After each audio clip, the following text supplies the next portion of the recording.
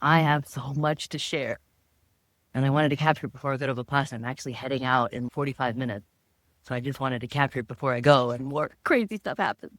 All right, so where do I start? What I'm going to share in this episode is essentially the messages that I realize I've been receiving over and over, like half a dozen times. The straw that broke the camel's back and gave me 100% conviction in my journey. The chaos that was created, nerve pain in my face from not listening to my voice, and the resistance from my husband. Moving out of the house to stand in my journey and my truth. Discovering that I am being led to, I believe, the elixir of life, philosopher's stone, and immortality. All right, so where do I start? All right, the last time I spoke, I'd come back from Peru, and I shared what occurred there and what happened as soon as I got back. Then I headed off to my parents' place in Southern California, and I was sharing with my sister. She's an amazing Ayurvedic doctor. And I was sharing with her what I discovered, including, and I don't know if I mentioned I don't know if I mentioned this. Okay, so I got to summarize what I realized, and I shared with her.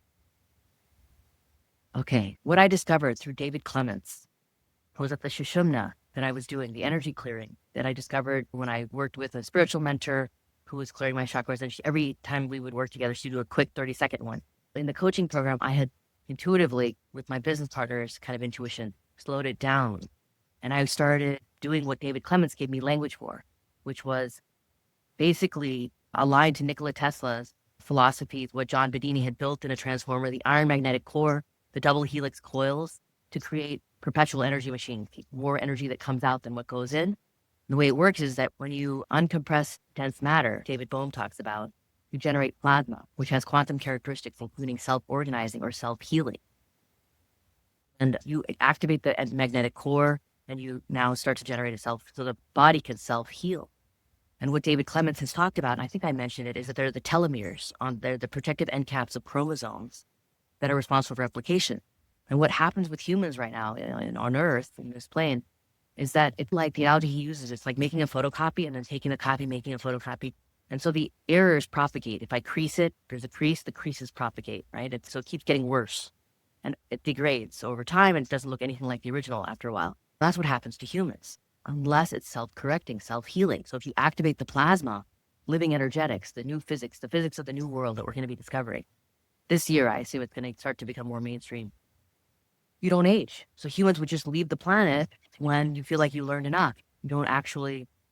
And in the same breath, while I was in Peru, I met this amazing individual who's also a very evolved soul, who's studied many things and came to many things and recommended one book to me, The Fountain of Youth, which happened to be about clearing the chakras in order to reverse age.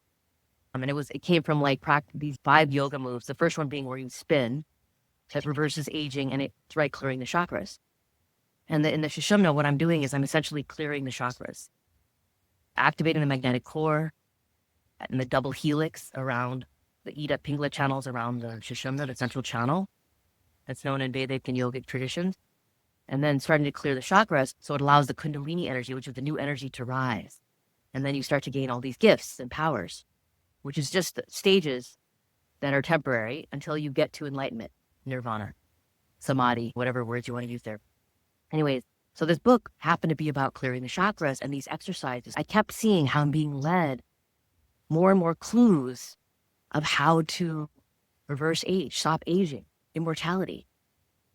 And suddenly I remembered that when I came back from Peru, and I don't know if I'd mentioned this or not, I think I mentioned it, when I was with the night after I came back, and I was with my husband in the morning, and I was thinking of all these memories of childhood that gave me pure joy.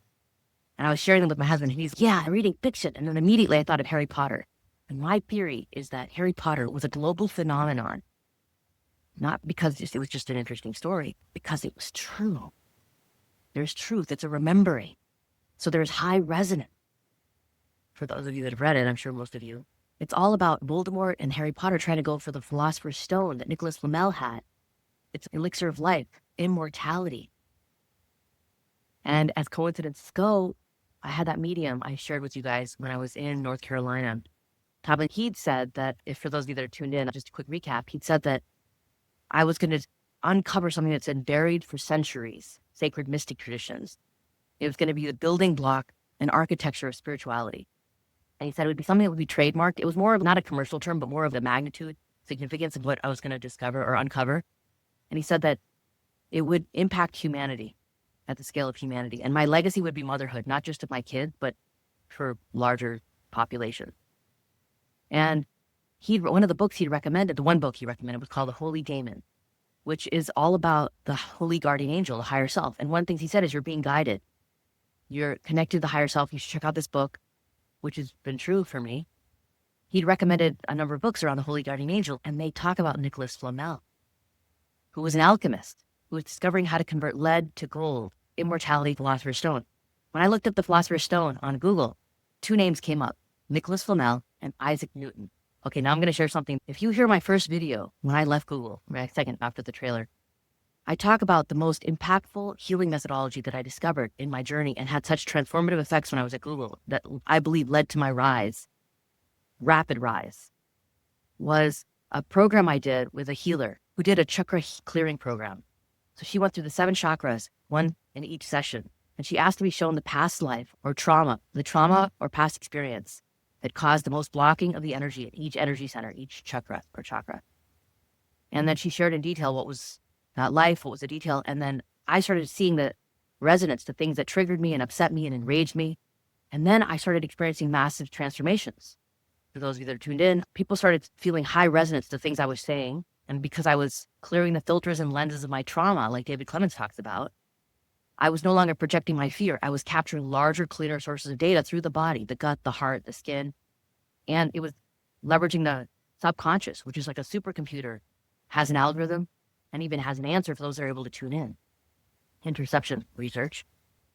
But anyway, it's not a coincidence now that what I've come back to is that clearing the chakras is the way to reverse age, to gain all these gifts, to ascend, increase your frequency.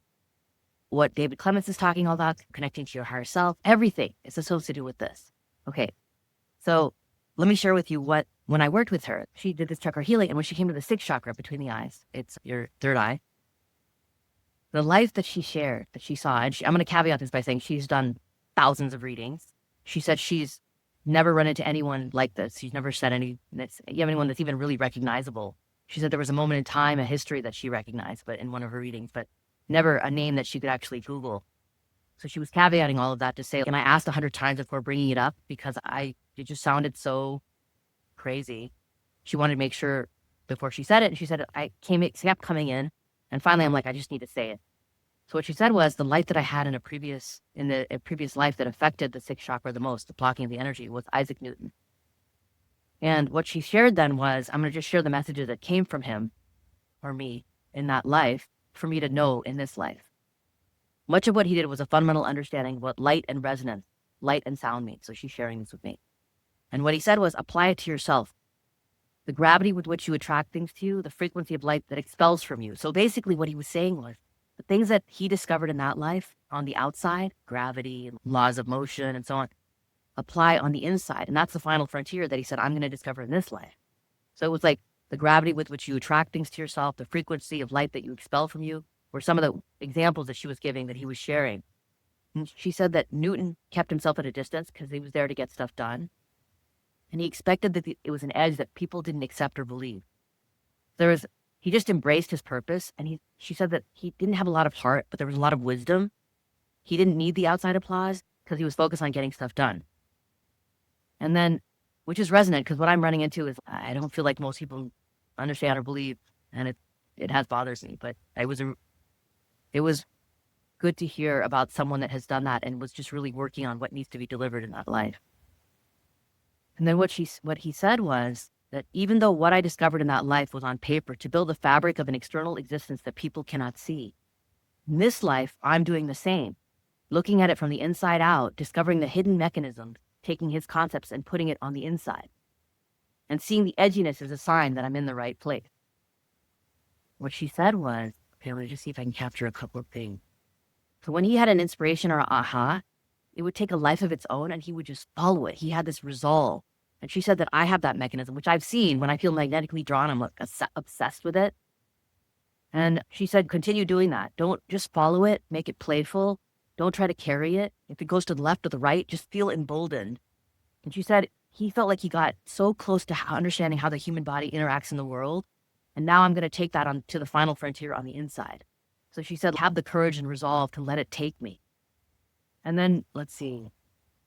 He said that it's attached to the high heart, which is the sacred heart, which is what David Clemens talks about, which is when my higher self came in.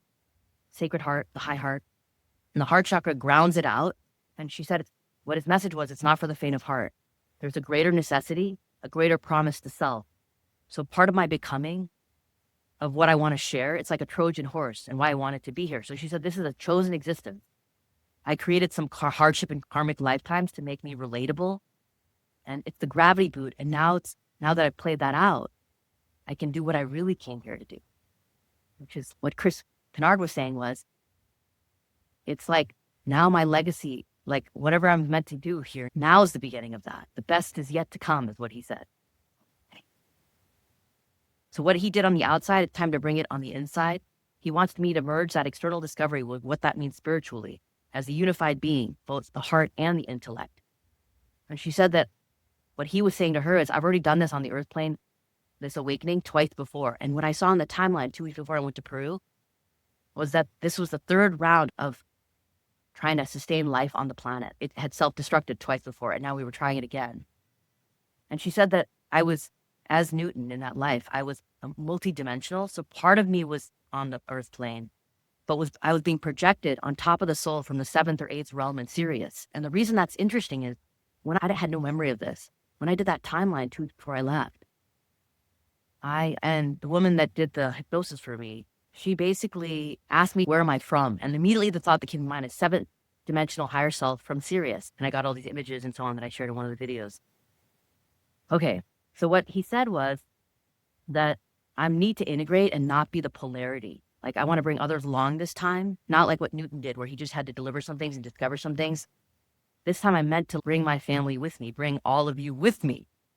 So what she said was, it's going to take me to a place of explanation, almost like understanding why the human soul is here, not just spiritually, but how we can bridge that and weave it into everyday existence. I'll be sharing an understanding of the human experience like never before. It's not just spiritual vocabulary. It's going to change the way people live their lives and how children will understand themselves differently. Children will be looked upon and they won't be just the outline. And he said it'll be the final frontier. It's on the inside of light and matter. So he wasn't much heart. It was form before flow. And now I'm bringing the flow that can give the form more meaning. And as Newton, I anchored in the ability to live on the fringe in a vulnerable way. The body is the density that's seeding the frequency on this plane. So when I come around again in this life, it can blossom. So that's all I'm going to share about that, which is freaking amazing. So I'm sharing all this with my sister. She pulls out this book. She's, as I mentioned, an Ayurvedic doc and has done all these amazing, it's such an incredible medicine. Anyway, I'm telling her all this stuff and she like totally believes me. When I said, I think I'm being led to the Philosopher's Stone, the Elixir of Life, Immortality. So she runs upstairs. She grabs this book. It's, I think she said the most ancient yogic text available. It was called Yoga Pratipika, a title that didn't resonate for me, but it was about Hatha Yoga. She turns to page 501 or something like, she has me read it.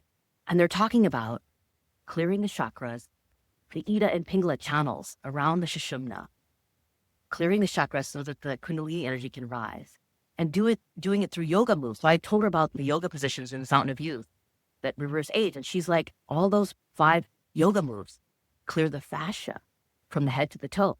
And then suddenly I remembered the fascia is like something I've talked about. It's a liquid crystalline matrix. When you get trauma, physiological, emotional, or psychological, that liquid turns to solid, crystalline to carbon. And then you end up with all kinds of structural issues. And you think about sankharas, trauma, fragment, all these things come from those fascial restrictions. And when you heal, you release those fascial restrictions and you go back to liquid crystalline. And David Clemens had talked about the most advanced beings, our structures, cities, are crystalline in nature. When I do Sushumna, I have people imagine they're standing in a liquid crystalline cylinder from the heavens to the earth. There's no coincidence here that she was mentioning the fascia. So then she shared this book with me. I'm like, wow. And on this page of the book, they're talking about immortality, alchemy. So I go to I'm totally intrigued.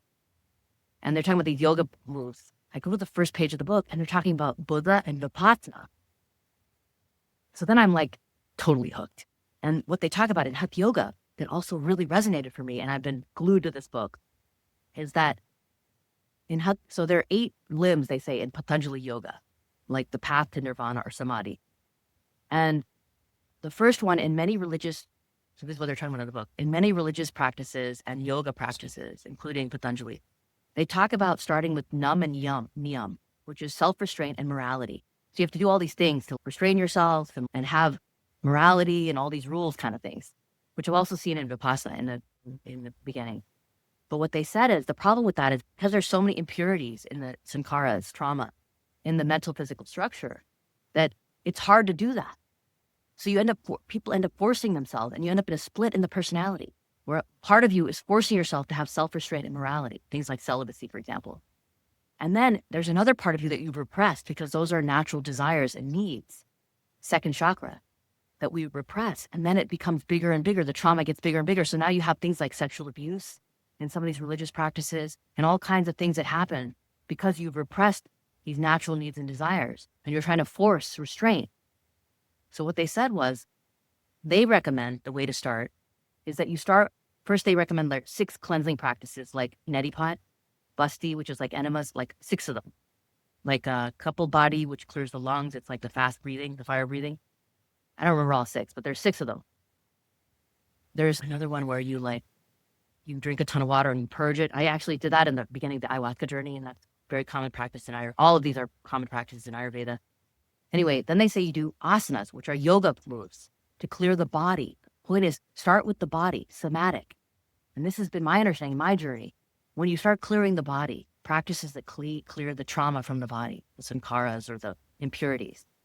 Then you can, in a later stage, you can do things like morality and self-restraint, because now when you clear the body, you also clear the mind. And so this matched perfectly with what I've learned on the journey. You need to bring it into the body and clear the trauma from the body, from the fascia, which I believe is the physical manifestation of the subconscious and where trauma is stored in the body. So practices that clear the fascia, acupuncture, yoga balls, any kind of dance that gets you into a flow state, like ecstatic dance or raves, so it's not choreographed, will also allow you to start unwinding myofascial release. So I'm digesting this book, and in parallel then, my parents want to watch this movie called Mrs. It's a Hindi movie. And they've been hearing about it from a bunch of people, so we all sit down to watch it. And as strange things go, it's all about this woman who gets an arranged marriage and is really mistreated by her husband, who's super traditional and basically treats her like a slave, has her cooking from day and night. She wants to dance. She's this really amazing dancer that has this bright future, has to stop all of that. They won't let her do it. She ends up becoming like a prisoner and like a slave in the home.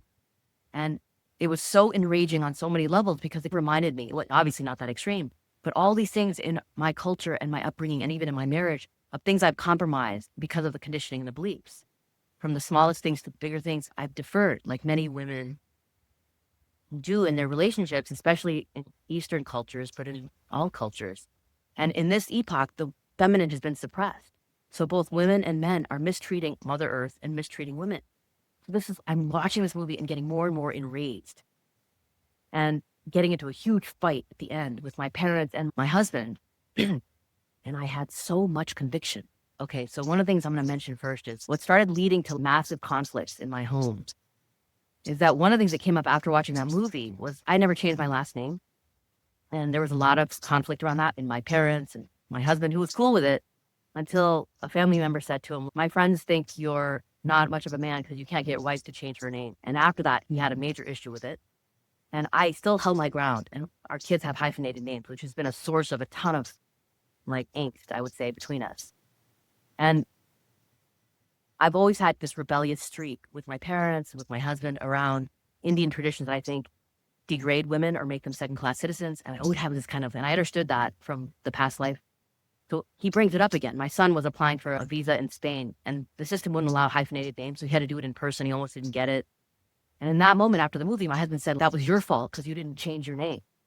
And I just felt rage, right? And it's like, in the car ride back, I brought it up again. And the kids were like, Dad, why didn't you change your name? You're just as much at fault as she might be. And so they were defending this kind of patriarchal conditioning.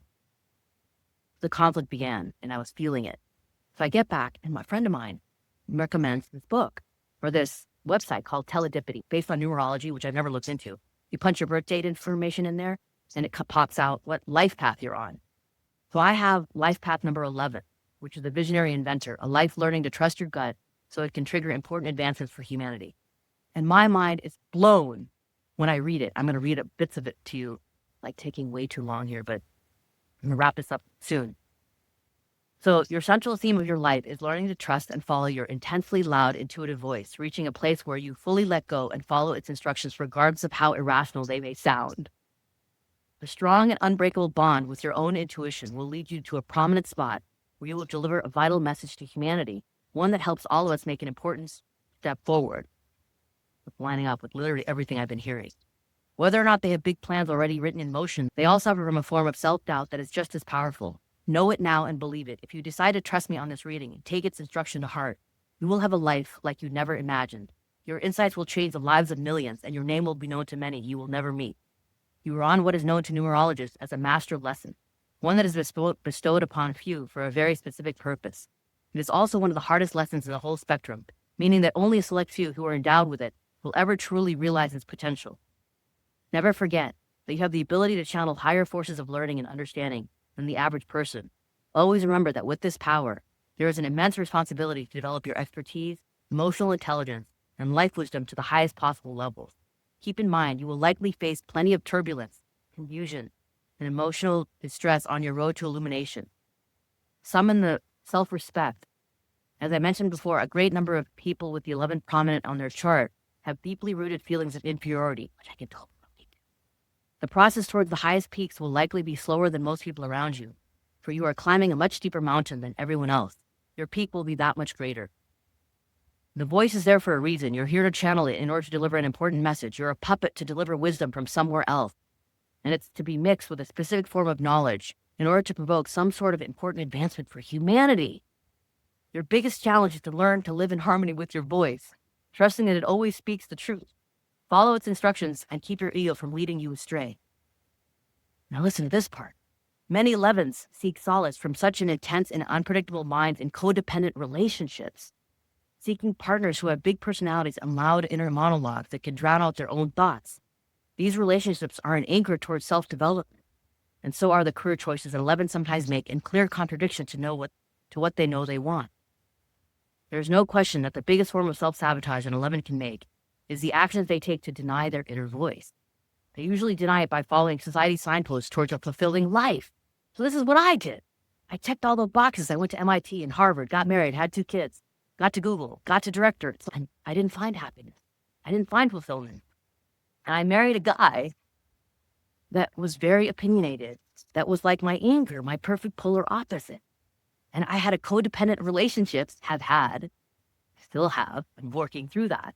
I'm reading all this in like shock and awe. Anyway, so what he says is, in terms of the voices in your head, learn how to meditate, practice it daily. I'm going to Vipassana today. You will have the capacity to develop unyielding willpower, even if it doesn't seem to come that easy. In terms of the voices in your head, remember, your voice will be confused. Your ego will always be concerned with selfish undertakings, and intuition will always be out of line with current circumstances, available evidence, and rational explanations. My husband talks about that you will be astounded by its many claims. This is the voice you need to learn to follow for the love of God. Listen to it. Read this. And my mind is exploding because the resonance and the timing. So the next morning I wake up and I'm like, okay, man, I have now heard it enough times. It's like, how many times do I have to hear the message that's so fantastical to realize, as delusions of grandeur as it sounds, this is my journey. This is what I'm being led to. And it's so magnificent. The impact would be so great if there was any truth to it. What the hell am I wasting time for? Even if I fail, even if I'm crazy and I'm wrong, this is one of those things that I believe is worth failing for. So I get up, charged, ready to move forward. I call my business partner. I'm like, we are thinking way too small. Enough of the lemonade stand. We need to dream big. If we need to scale, if what I'm being shown and being led to is real, which I fundamentally 100% believe now, we need to think about how the hell are we going to scale what we do and deliver it to as many people as possible. So we start brainstorming, like we need to invest in infrastructure. He's like getting all these ideas. I'm getting all these. He stays up like the entire night, built a conversational AI bot that's number 6 on a leaderboard of thousands. Genius is kicking in, and we're getting all these ideas. We're on fire. And I'm telling my husband, and everything comes to a grinding halt. He freaks out. What kind of money are you talking about investing? Our money?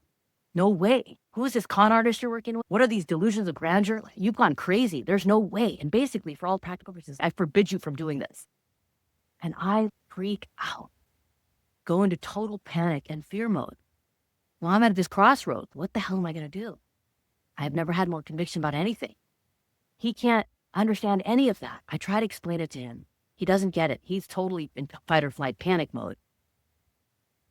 So I decide I'm going to do this anyway. And in the midst of saying this to him, he's fine. It's you have half the, you spend it then, I guess. Here's how I manage it. Good luck to you. And as he's saying it, he's like highlighting things that like mistakes I might make. So all of a sudden I feel like I'm in an island and I'm like, I'm going to fail miserably. I don't know if I'm going to mess everything up, lose all our money. All these fears start kicking in. In the middle of this conversation, I get this nerve pain. My tooth. I've had like little bits of tooth pain here, which I now realize what that was about. And I get shooting, excruciating pain right to my face. My tooth, my upper jaw, my lower jaw, my eye a little bit, like up to my ear. Excruciating pain that I've never experienced before. And I wouldn't have been able to sleep the entire night. I try everything I know. Energy healing, tapping, like sound, meditation.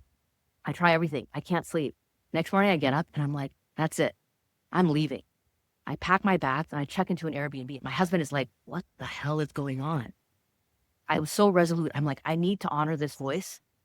I'm going to honor this voice, even if it means I lose you. And it was the scariest moment ever when I left. I have never felt closer to my husband because I've tuned into my humanity and understood his. And the moment that I feel closest to him, I'm at this crossroads. And I said, I think what I'm being led to transcends this love and this connection and my desire for safety and security. I think it transcends all of that. This physical pain, I believe, are my higher self and guides turning up the heat and showing me how many times we need to show you this is where you're meant to go.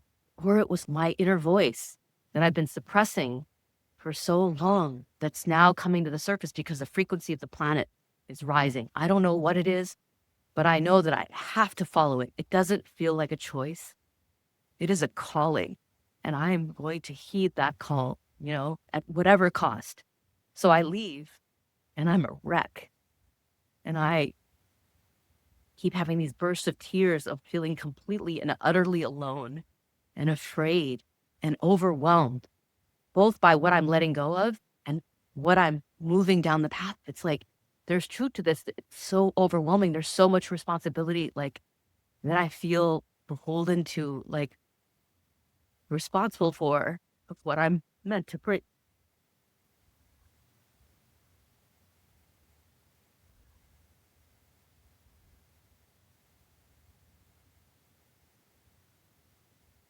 And so I sat with that and I slept that night. And the next day I happened to have the Hubel 4-day training, which was also no coincidence. And just the sheer power of the space that Thomas Hubel has created allowed me to start to co-regulate and start to release through tears. And then I felt when they did a body movement after the first session, the energy moved to my stomach, like churning. And then I had this diarrhea, like the food poisoning and like in the ayahuasca journeys in Peru, I released something. And suddenly I was able to come to this very calm place where I had this strong inner conviction, but still empathy and understanding for what was my husband was moving through. So I texted him. I wanted to send it so he could process it without all the emotion of being in person. And I said, I've now gotten this message so many times and I 100% believe it. And I've never had more conviction and I have to go down this path. And I believe it's worth failing for. And I believe it's my calling. And at all costs, I'm going to go down this path. And I understand that you can't believe what I believe because it's so fantastical and you've had none of these direct experiences. I don't expect you to do that, but I need to go down this path. And he wrote back, and it was the most moving thing. And he said, you deserve to follow your calling, and I want to support that. but I also want to talk about what this means to us in our day-to-day and in our investments and so on. And so I went back and we had this adult conversation, and I shared with him, my business partner had written this really beautiful, powerful Substack piece around the dangers of AI, around how it's currently being used and the need for an ethical, responsible AI and what we're doing in our company to enable that. And I shared it with my husband because it's such a thoughtful, thought-provoking, beautiful piece that might help him understand a little bit more around what we're doing and how powerful it is in terms of healing the mental health epidemic and crisis that's increasing and growing. He read it. He was very moved, and he came out when I came home and said, I started reading it. I thought it was really well written, and there were a few pieces in there that he was sharing with me. And one of them, he said, was that the AI gives you a sycophantic voice. It validates you, and it supports you, and that's part of the reason it becomes so addictive, and that people are so drawn to it. And he said, that's part of the problem we're going to have. I don't validate you because I have such different views than you. And one of the things he'd said in his accusations and like in his anger before was, you just want sycophants around you. So he brought this up, and I said, it's true. I have needed extrinsic validation because of my fears and insecurities, like many people who want that, and why this AI is so dangerous. But what I also know, and what you've seen, is that I am spending my life and my work on finding those patterns and healing those patterns that lead to those addictive behaviors that require the extrinsic validation and lead to the addictions. And I said, and I'm evolving, and they're starting to reduce and remove. And I said, what I've discovered on my journey is that as I tune into those fears and insecurities, those patterns, the maladaptive habit pattern, sankharas, trauma, I have started to love those parts of me and heal those parts of me. And that's what has allowed me to tune into my humanity, what makes me human.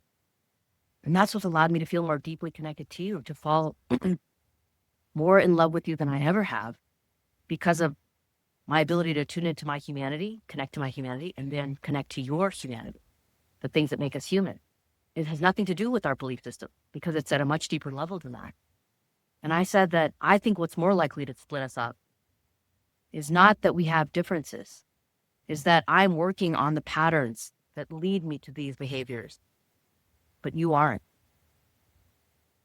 And I couldn't believe I was saying it. Like, there was no anger, there was no fear.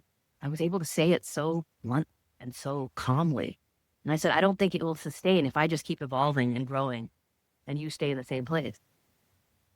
And then I had to run off for an appointment. I came back and I wanted to spend some time with my son, even though I was staying at this Airbnb. My husband was working on his computer and watching football, and I was making something for myself for dinner.